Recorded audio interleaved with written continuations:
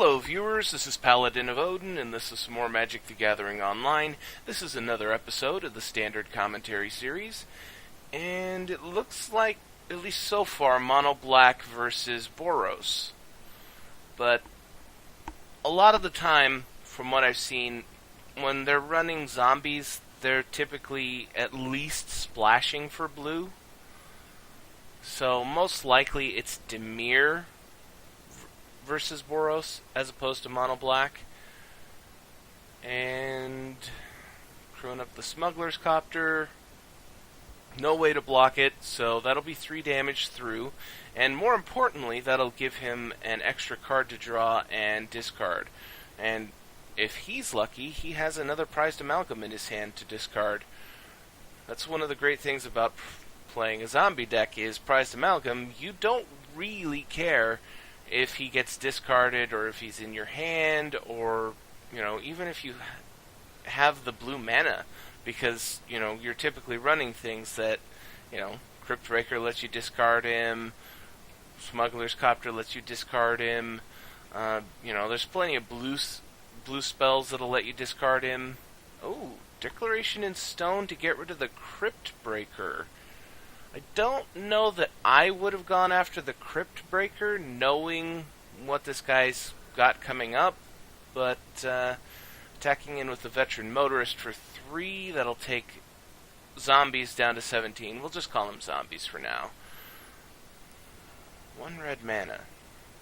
Now, Boros could be running things like Galvanic Bombardment that could kill off these smaller creatures, but it won't be able to get rid of the Smuggler's Copter. And he's attacking in with the zombie. Well, I guess he's afraid that Boros has an answer for the Copter, and he'd rather just get 2 damage in instead of 3, and then the draw engine, and keep his Smuggler's Copter. Because it is more difficult to kill it when it's just an artifact. Second main phase. Bringing back Haunted Dead, discarding Fiery Temper. And Cathartic Reunion. So he's actually running Rakdos, and is, unfortunately, red mana screwed. Or maybe he's even playing Grixis, or just Rakdos with a blue splash. Because typically you do want to have a way, at least, to be able to cast Prized Amalgam, because it is theoretically possible that it will get stuck in your hand and you won't be able to discard it. However unlikely that situation would be. But there are very, very easy ways of being able to make mana of a color that isn't your main colors. For example, Aether Hub. Aether Hub is a ridiculously easy include into any deck that's running more than one color. And it can solve your mana problem once if you're not running any energy production, or many times if you are. But more importantly, I thought it would be interesting to note that Aether Hub is basically just a reprint of Tendo Icebridge, just with the new mechanic on it instead of a counter on it. And for those of you too young to know what that card is, it's a rare land from the Kamigawa block, which I played heavily. I miss that block very, very much, even though I know a lot of people aren't too keen on it. And I understand why. The second 2 sets really were a letdown after Champions. But back to the game at hand. Selfless Spirit from Boros. And I have to say, it looks like Boros has fallen behind on the momentum here quite badly. He's facing off against the Haunted Dead, Prized Amalgam, Zombie Token, Spirit Token, Smuggler's Copter. He's got 4 mana. I don't think that he's going to pop the Clue Token this turn, or even next turn. Boros really needs to start throwing down some more power here.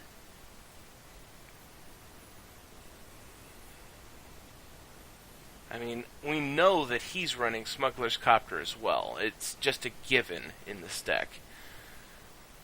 But, you know, what else does he have?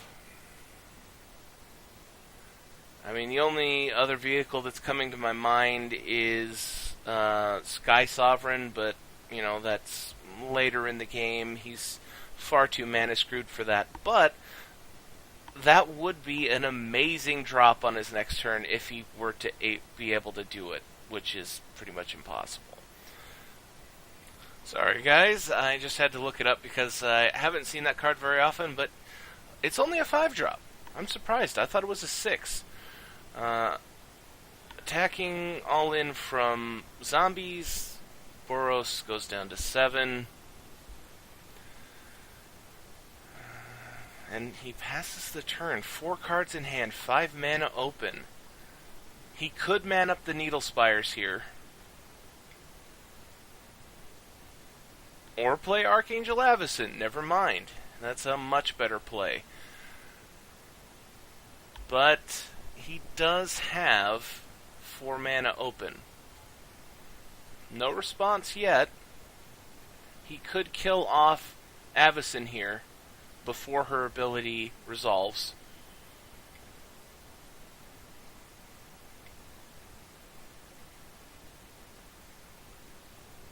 Okay, he's going for it. Unlicensed Disintegration.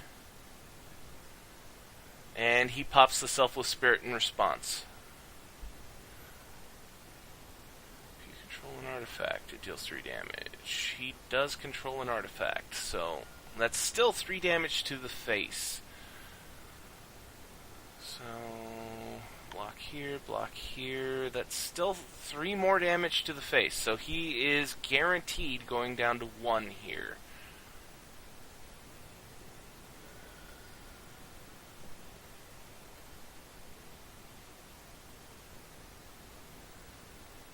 Not looking good for Boros here. But it transforms Archangel Avacyn. So that's 3 damage to each other creature, which kills his own guy, but kills off all of his opponent's creatures, and leaves him with a 6/5.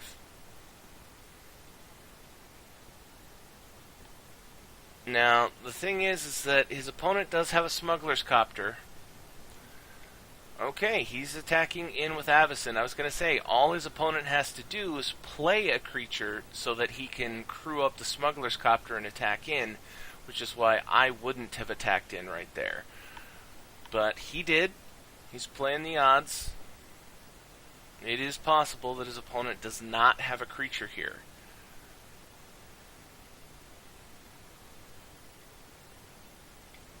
But another Unlicensed Disintegration would win him the game here too. Okay, bringing back Haunted Dead and Fiery Temper discarded. So, unless he has unless he has a response that can gain him some life, that's the game. But it actually came down to be pretty close, except for the fact that Haunted Dead would make the Spirit Token, which could crew up the Smuggler's Copter. So even if he didn't have Fiery Temper, he still could have attacked in with Smuggler's Copter, but we don't know what Boros had in his hand, and a 3/3 wouldn't be that hard to get rid of. Oh, and he concedes the whole match. Well, I was actually kind of hoping for a second game there. That was, a little long, but it did get down to pretty close. Unfortunately, the second game would probably put us over 15 minutes, and I know you guys typically don't watch 15-minute videos, so I'm going to end it here before it gets to 10. That was Rakdos Aggro. I think I'll call it Rakdos Aggro versus Boros Aggro. And if you liked what you saw, hit that like and subscribe button for me, and I will see you in the next video.